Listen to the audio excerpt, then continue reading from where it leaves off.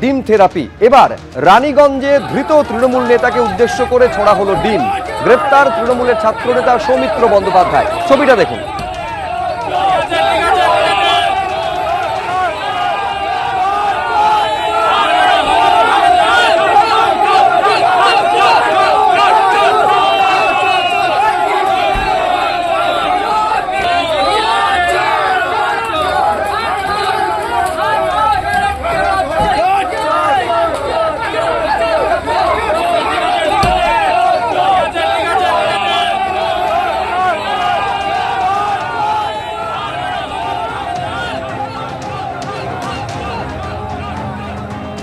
পরপর অভিযোগ, তদন্তের জন্য একের পর এক সিআইডির তরফে নোটিশ দেওয়া হয়। ভবানী ভবনে হাজিরা, সিজিও কমপ্লেক্সে ইডির মুখোমুখি, ম্যারাথন জিজ্ঞাসাবাদ।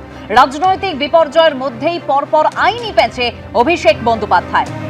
সবে তো শুরু হয়েছে, কেউ আগে পৌঁছবেন, কেউ পরে যাবেন। এতদিন লোকে ভয়ে অভিযোগ করতো না, এখন অভিযোগ জমা পড়ছে, মন্তব্য করেছেন দিলীপ ঘোষ।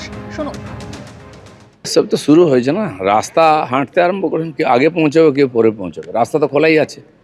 এতদিন লোকে ভয়ে কমপ্লেন করতো না, এখন কমপ্লেন আসছে, আরও অনেক কমপ্লেন আসবে।